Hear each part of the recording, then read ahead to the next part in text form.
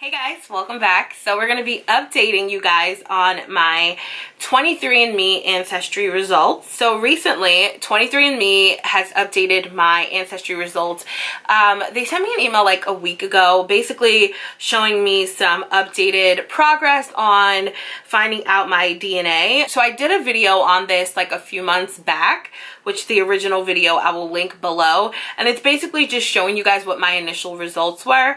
There was an unassigned amount, so basically what they're doing is just like trying to find out what that unassigned DNA is, and I believe that they found some more, so it kind of just makes your DNA more accurate and more up to date.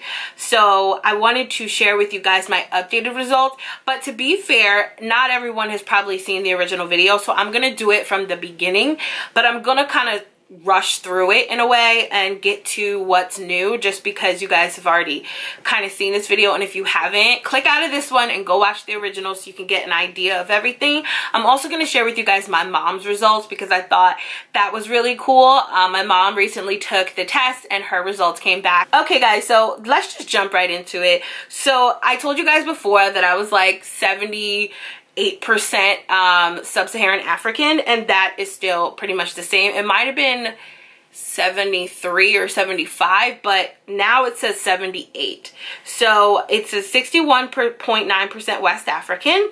Nigerian, I'm 30.3%. Ghanaian, Liberian, Sierra Leonean, I'm 18.8%. Senegambian and Guinean, 6%. And I'm broadly West African, 6.8%. Congolese and Southeast African, I am 14.9%. Angolan, Congolese, 0.4, Southern East African, 0.4, broadly Congolese, Southern East African, 0.5. I'm not quite sure why it says that. If anyone knows the answer to that, you can kind of school me on it, because I feel like if they're telling me I'm 14% Angolan and Congolese, then why does it say broadly? Like after the fact, you know? I don't know, whatever. Anyway, so African hunter-gatherer 0.1, broadly sub-Saharan African 1.2, European, I am 20% European, which I believe most African Americans are. I'm not 100% sure about that, but I feel like I read that somewhere that most of us are 20%, like the average, which isn't far-fetched. I believe, I never met him, but I believe I have a great-grandparent that was European on my mom's dad's side. I think my grandfather was. So, you know, whether that's more from him or from back in the day, who knows, but I can actually show you guys on the breakdown. It'll tell me, I'll tell you guys. So Northwestern European, I am 19.3%, British and Irish 12.1%, French and German 0.4%, broadly Northwestern European 6.8%, and I'm broadly European 0.8%. So the next part is Asian. So it says East Asian and Native American, Chinese, Southeast Asian, I'm 0.7%, Filipino, Austronesian 0.3%, Indonesian, Thai, Khmer, and Myanmar 0.2%. So it's pretty much the same as before, except for broadly Chinese and Southeast Asian. I don't remember reading that, but I could be wrong. 0.2%, and Native American 0.5%. So the newest update was North African on here, which I thought was really interesting. It says 0.1%. So that actually I'm going to touch on because of my mother.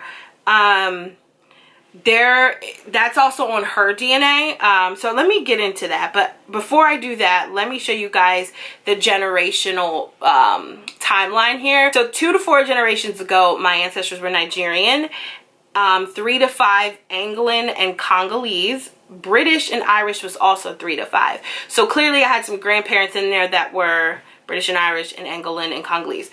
3 to 5 generations ago, clearly slave trade, you know, all of that good stuff. I mean, I'm assuming that's where this is coming from. The British and Irish actually makes a lot of sense. I have been researching my last name, and Witherspoon, from what I read, is an Irish last name. So British and Irish makes sense.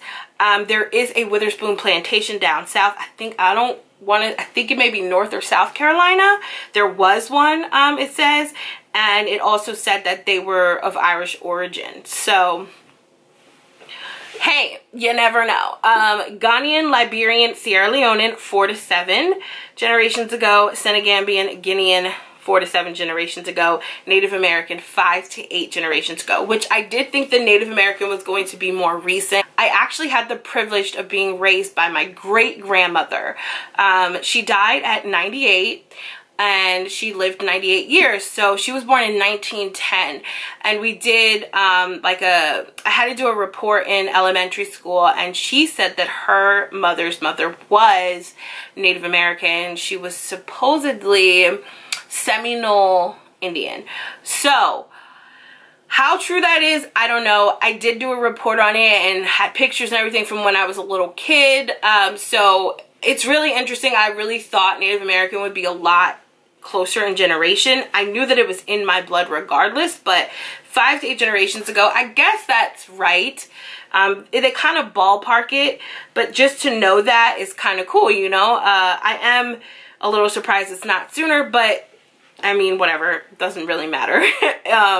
So Southern East African, 6 to 8, African hunter-gatherer, 6 to 8 generations ago, French and German, 6 to 8 generations ago, Indonesian, Thai, Khmer, or Khmer, I'm not sure if I'm saying that right, it might be Mer, and Myanmar, 6 to 8, Filipino and Austronesian, 6 to 8, and then North African is 6 to 8. So North African actually came back as my trace ancestry, which I'm not really sure what the difference between that and like the rest of this is. It just said trace ancestry North African.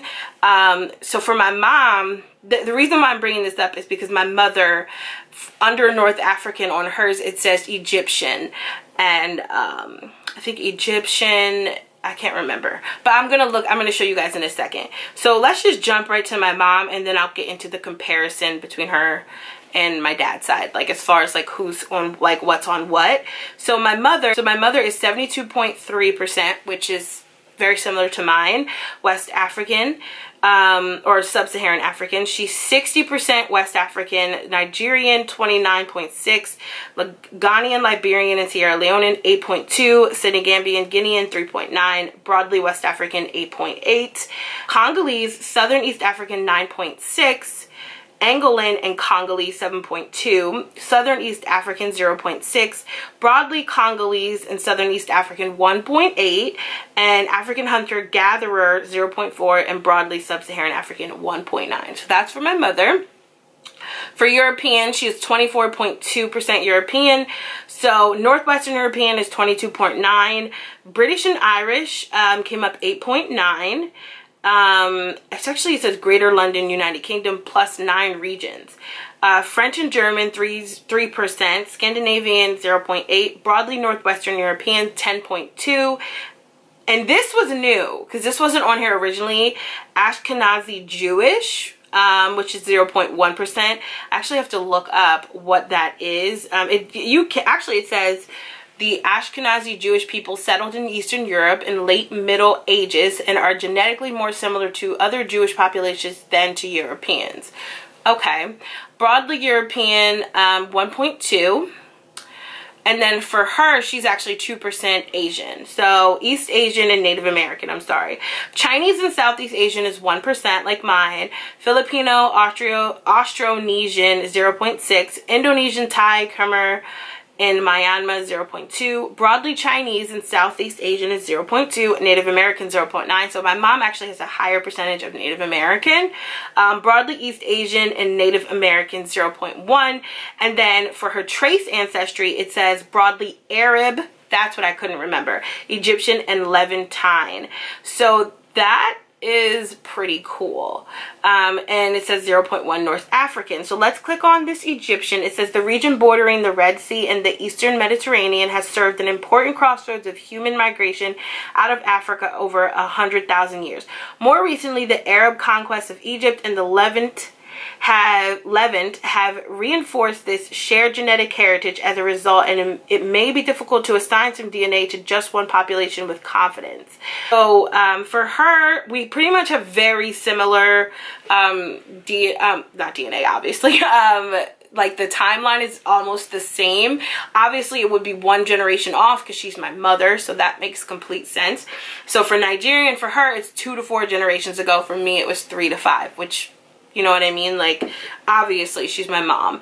So I'm not gonna break down her generational situation timeline because it's really the same as mine. Like, literally there's nothing different other than the Jewish. That's pretty much the only difference, and hers was 6 to 8 generations ago. But I am going to show you guys the breakdown where it breaks up me and my dad and my mom. So from my father, I actually got 44.3% of my African DNA. Duh. 5.2% of my European heritage is from my father, and East Asian and Native American is 0.3% from my father, and 0.1% Western Asian and North African is from my dad. And then also 0.2 is unassigned, so it doesn't really say. I mean, from my mother, I got 33.8% of my my sub-Saharan African DNA, and then 14.8% of my European DNA is from my mom, which clearly makes sense. East Asian and Native American is 0.9, and then Western Asian and North African is 0.1 from my mother, and North African is 0.1 from my mother as well. So it's been really cool just like kind of researching where my ancestors are from. I've loved this experience with 23andMe. I am thinking about doing an ancestry DNA also, just to kind of compare the two and see like who has what and what's more accurate and stuff like that. I heard that ancestry DNA was super accurate as well. So I actually have a link below this video for you guys. We are coming up on the holidays, so most of the time these tests go on sale around like Christmas time. I don't know about Thanksgiving, but we're heading into that direction. So the link below, I think it gives you 10 or 20% off. I'm not really sure, but I think they're on sale right now anyway, like one kit. If you want to do the health DNA as well, I think it's a little more, it's like $100. But if you're just doing like the regular kit, I want to say it's like 65 or 70 bucks. I'm not really sure, don't quote me, but if you use my link, you can get some money off of this test if you want to take it. It's actually not sponsored, believe it or not, guys. Anybody gets this link. If you buy the test, when you come with the kit, it'll give you a link to refer a friend. I just put it on my YouTube video because I felt like I want to help somebody. If you guys want to do this and you want it a little cheaper than the actual market value, then you can just use the link. It's really that simple. And you get like Amazon, I think, gift cards when you use the link. So those of you that have been clicking it, thank you, because I have been shopping on Amazon because of y'all. So love you guys. Thank you so much for watching. If you have any questions, you can leave them down below. I love getting this discussion going. It's super cool just to kind of find this stuff out. So if anyone has similar DNA, leave it down below. I don't know if you want to, like, you know, just kind of like, oh, this is what I got. I think it's really cool just to see other people's. I watch these videos all the time, you guys. I love seeing what people are like, because you can't really tell, you know, just based on looking at somebody sometimes. So it's really cool to see what different ancestry people have. So yeah, thanks guys, love you, and I'll talk to you in my next video. Bye.